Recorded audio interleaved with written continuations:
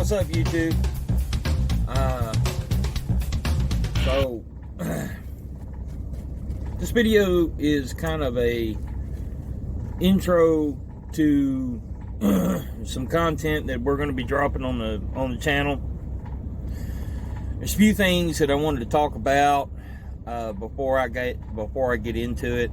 I'm going to be doing a review over my bass boat at a later date.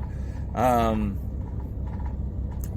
right now I wanted to kind of touch real quick on some things that you need to look out for when you are buying a boat, whether it's new or used.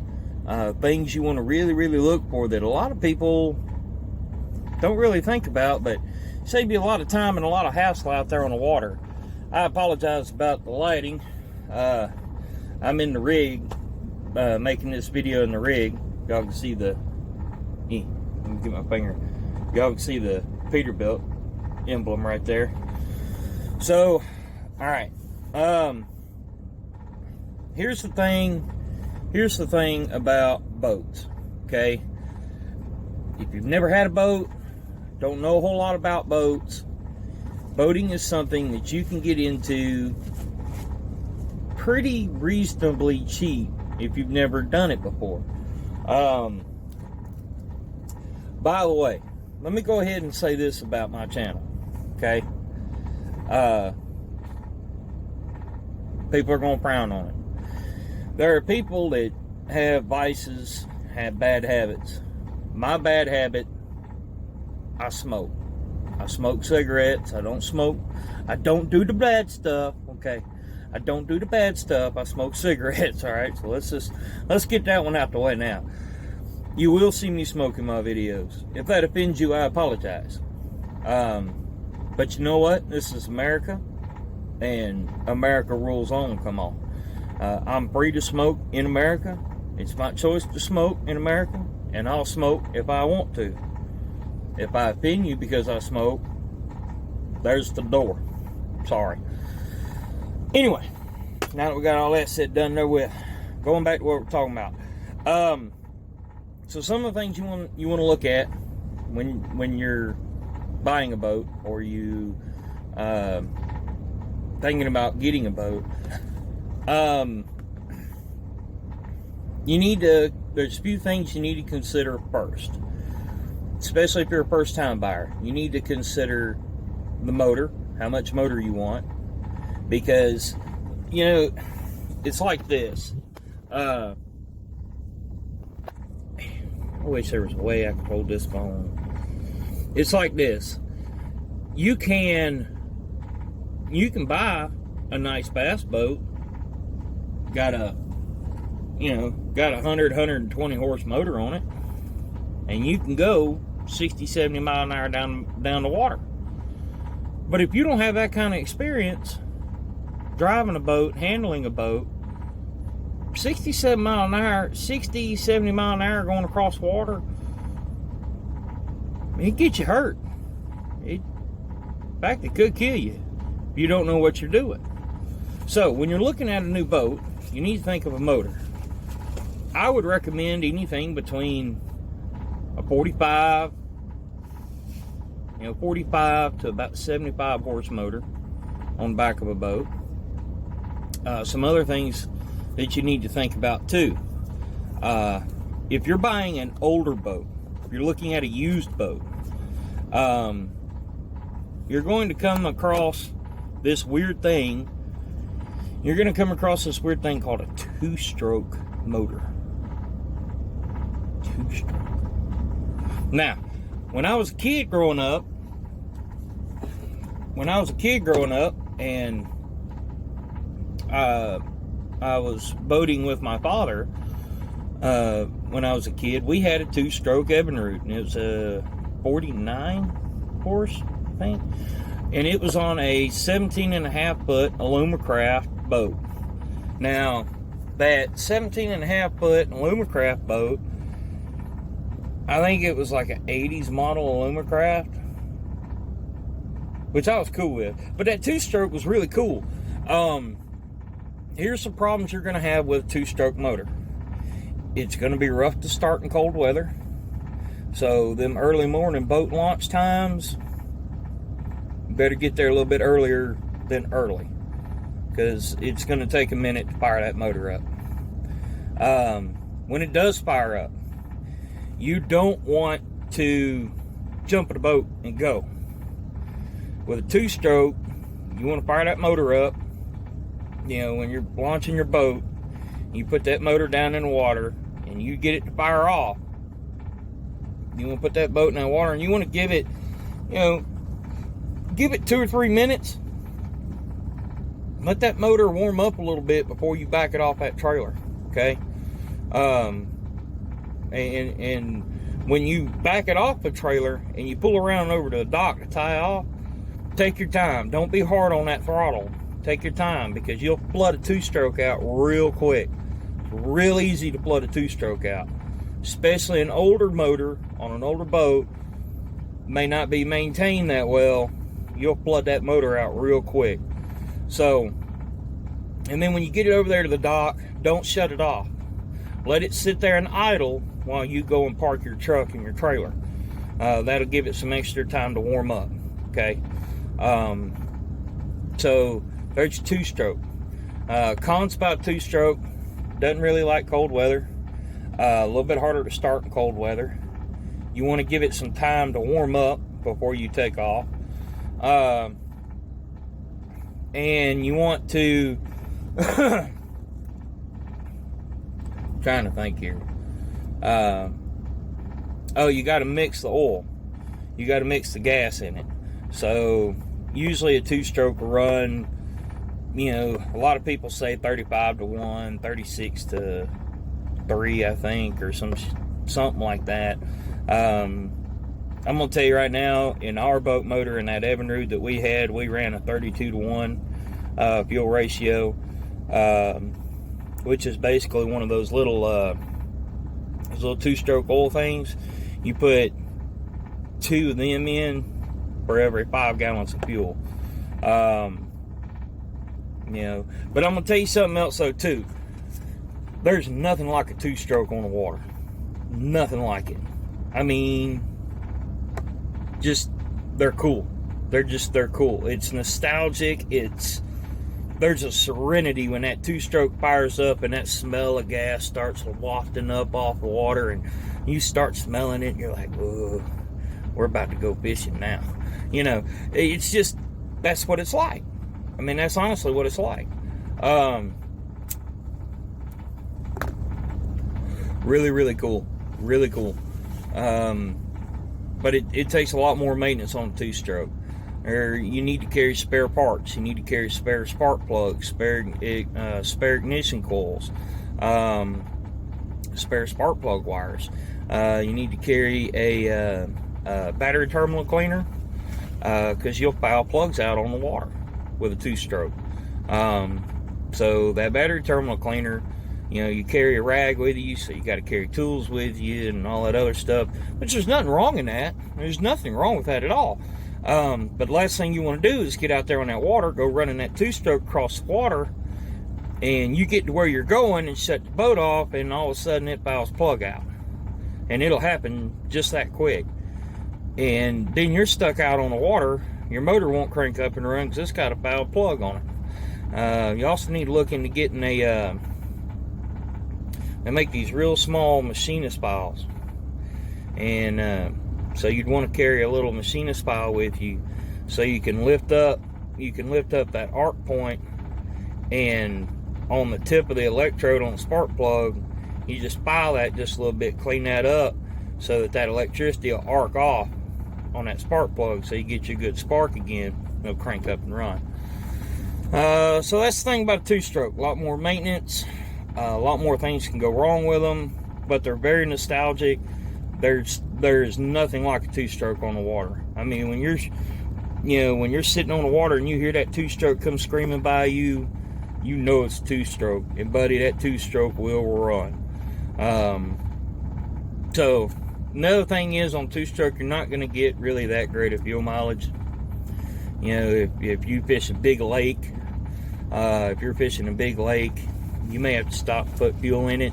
So you either want to carry a second gas can with you, or you want to know if there's a marina around you that you can stop and get fuel out on the water. So that's 2-stroke. 4-stroke, too easy. Make sure it's got oil in it, make sure it's got gas, turn the key, go. No problem.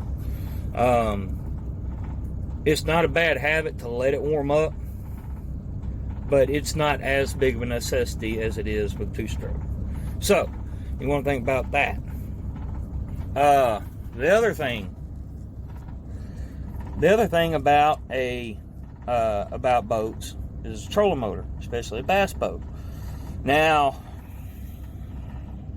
this is going to stir up a big stink storm, and if you don't agree, that's fine. Don't agree. But it's like this. Right now, currently, there are 3 different types of trolling motors on the market. And it's true. You have a 12-volt, which uses 1 battery to run that trolling motor. You have a 24-volt, which uses 2 batteries to run that trolling motor. And then you have a 36-volt, which uses 3 batteries to run that trolling motor.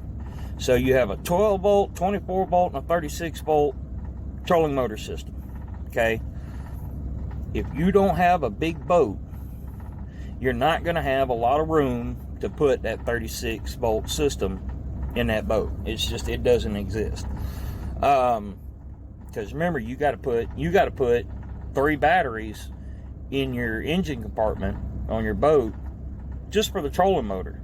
Then you got to have your starting battery as well, plus your fuel tank and everything else shoved down there. So that's a lot of weight. So, you know, you want to think about that.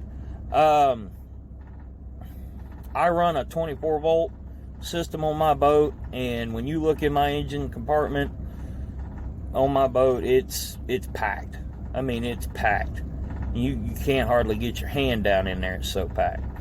So, I mean, that's some kind of thing. But I run an aluminum boat, and we'll go over all that when I review the boat. The other thing you want to look at is tilt and trim. Now, I'm a big boy. Tilt and trim doesn't really... let me rephrase that. Tilt and trim is an absolute necessity. Okay? It is. It is an absolute necessity. I'm going to tell you something. You haven't gone to a gym and done a workout like picking up a 50 or 75 horse or a 115 horse motor by hand. I mean, not picking it up, putting it on a boat. I mean, on a hinge system, just lifting that motor up and down. I'm going to tell you something. There ain't nothing like a workout like picking one of them motors up without tilt and trim. I mean, it'll flat out. It'll wear you out. So, if you go to look at a boat, which most of the new boats, it's become pretty standard on newer boats of tilt and trim. But if you're looking at an old boat, you need to be leery. You need to be leery. And my advice is, if you go to look at a boat and it's got tilt and trim on it, and the guy says, well, you know, the tilt and trim went out on me, but it's nothing but these relays that went out on it. These relays need to be replaced. Don't buy into that. Don't. If you go to look at a boat and the tilt and trim does not work, you turn your happy rear end around, you climb back in your truck, thank the guy for his time, and you leave. Do not pass go, do not collect $200, do not ask questions. Just climb in the truck and leave. Because if it ain't got working tilt and trim, you're going to have a bad day real quick. So, you want to make sure that the trolling motor on it works. Especially if you're buying a used boat, you want to make sure it's got a good working trolling motor. You want to make sure that the motor's in good working condition. You want to make sure it has tilt and trim. And then you want to look over the condition of the trailer itself. The bump rails on the trailer, and the board rails on the bottom down by the keel. You want to check the condition of those boards. You You want to look, see if they're warped, messed up, if the carpet's coming off of them, anything like that. You want to look for any type of decay, any kind of sign that you're going to have to replace that. It's not very expensive to replace that if it does, but it's something to keep in the back of your mind when you're negotiating price, especially on a used boat. So you're looking at that on the trailer, and you're also looking at the tires and the axles on the trailer. Now, some trailers have a single axle. Some trailers have our tandem axle, and in either way, it would be my advice to bring a floor jack when you go to look at a boat. Some people are going to look at you like you're crazy. There's a method to the madness. If you get there and the tires appear to be kind of old, but they're holding air, you really don't think tires are kind of an issue, especially on the older trailers. Again, this is really talking about, older boats. When you're buying an older boat, you want to check the wheel bearings on a trailer. A lot of people don't think about wheel bearings. They don't think about trailer maintenance on a boat. They don't. It's just something that you think boat, but you don't think, well, what about the trailer that hauls the boat? So, look at there. My cigarette went out. So, in any case, the floor jack does this. If you take a small little floor jack or a bottle jack with you when you go to look at the boat, and you slide it up under the axle, if you jack up that axle where that tire comes up off the ground, it doesn't take a lot of effort. You don't have to jack it way up. Just pick it up just enough where the tire comes up off the ground. Grab the top of the tire and push it back and forth. If that wheel does this when you're pushing on the top of it, it's got bad bearings in it, and that trailer's probably not going to track right going down the road. Worse yet is, there's a good chance that you could be going down the road, and all of a sudden you look over in your passenger mirror, and the tire passes your truck that you're using to pull it with. That's bad juju. We don't want that. So, check your bearings. That wheel should stay straight. There might be a little bit of play in it, and that's okay. But if it's got a lot of play, that's no-go. Because you're going to have to repack them bearings. You're going to have to fix that before you can even haul the boat away. You're going to have to do that. So we talked a little bit about trailer. The other thing, make sure your lights work. Make sure the lights work on the trailer. When you're hooking up to the, before you buy the boat, hook up to the trailer, turn on your four ways, have somebody up there by the front, up there by your vehicle, plug the trailer connector in, have somebody hit the brake, left turn signal, right turn signal, four ways. Make sure your lights work. It would really suck to buy a good boat, buy a nice little boat, and the lights don't work, and say it's the evening time, but you're so excited to go home, take your new boat home, and on your way home, the trailer lights don't work, and somebody not paying attention rear ends you and destroys the outboard, destroys the transom on your motor, totals the whole thing out, So don't do that. Make sure your lights work so people can see you. I see a lot of people running boats up and down the road, no lights on the trailer. And their philosophy is, well, you can see my truck around the boat. Look at here. When you're pulling a trailer, it's like riding a motorcycle. You need to be seen. Okay?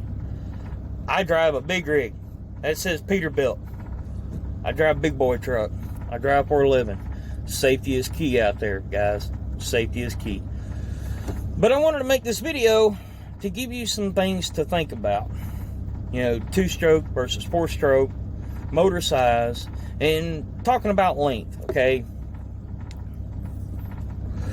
That little Alumacraft that my father and I had growing up, it was a great boat. It was great. I mean, for what we did, you really couldn't ask for a better boat. Everything on it worked. The live well worked on it. Steering linkage, throttle, all that stuff worked. And those are all things, again, you need to look at when you're buying that boat. Again, this video is a prelude. I'm going to make another video and actually show you part for part what you need to be looking at when you're buying a boat. So this video is like, I guess you'd want to call it, boat buying part 1. So anyway, and of course it's always best, if at all possible, talk to the current owner and see if you can take the boat out on the water prior to purchase. If they'll meet up with you at a landing where you can take it out on the water, and they'll show you and get them to show you or tell you any things that they've noticed about the boat, or any tips or tricks that they have in maneuvering the boat, operating the boat. That's not a bad idea, especially if you're a first-time buyer and you don't have a lot of experience. So those are all good things. And again, we know to go through the function of the boat, make sure the motor cranks up and runs, make sure everything works. Make sure your lights work, make sure the trailer's in good condition to be pulled, make sure, double check everything, look over everything. The other thing, take a set of earmuffs with you. They call them earmuffs, okay? And that's exactly what they look like, but they're made for boat motors, okay? And what you do with this earmuff is you screw a garden hose on it, and then you put it around the lower unit of the motor. You turn your garden hose on. This allows you the capability to crank the boat up outside of the water. You can crank the motor up and run the motor while it's sitting on a trailer on dry land. So if the owner doesn't want or won't come meet you where you can test drive the boat, make sure everything works on the boat, ask him if it'd be okay if you bring a set of earmuffs with you so that you could test fire the motor. And they're like 15, 20 bucks. And it's not a bad thing to have a set of earmuffs when you own a boat. This will aid you in maintenance of your boat while you own it. So, food for thought. Earmuffs transfer from boat to boat to boat to boat. Unless you're talking like a big inboard, like deep sea motor or something like that, deep sea boat, or some big huge cabin cruiser for a lake, or like a houseboat, earmuffs work from motor to motor. I don't care if it's a 300 horse Evinrude or a 50 horse Mercury. Earmuffs will move from motor to motor and they will work, I promise you. Alright, let's see here. So we went through that. We talked about some things to look for. Length. Sorry, got sidetracked. Length. Length on the boat. An 18-foot boat. I have an 18-foot boat, and the way the lengths work on a boat. Okay, if it is, all right. So say a boat is 16 and a half feet. When you register that boat, your DMV is going to say that boat is a 17-foot boat. Even though it only measures 16 and a half, your DMV is going to say it's a 17-foot boat. So that's the way lengths on a boat work. Okay, if it says 16 foot, then it's a 16-footer. But if it says 16.5, it's a 17-footer. If it says 17, it's a 17. If it says 17.5, it's an 18.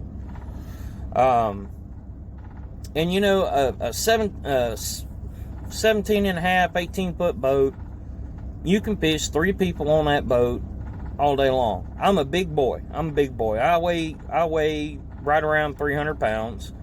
And my wife, I love my wife. I'm not talking bad about her. Baby, if you see this video, I'm not talking bad. But she's not a small person either. And I've had myself, my wife, and another grown man and his son all on my boat. 18-foot boat, and I had 4 people on it, fishing on it. My boat handled it just fine. You know, obviously you're not going to go very fast with all them people on that boat. You know, you'll go fast enough to get it up on plane, but you're not going to full throttle, wide open. The boat just won't do that. But it'll haul 4 people out there, do some brim fishing, some crappie fishing, maybe a little light bass. That's okay. You know, you can go have fun down on the water, and that 18-foot boat will take care of you.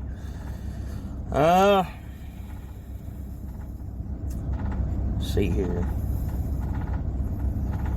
Tell you another little tip, another little tip trick before you go buy a boat.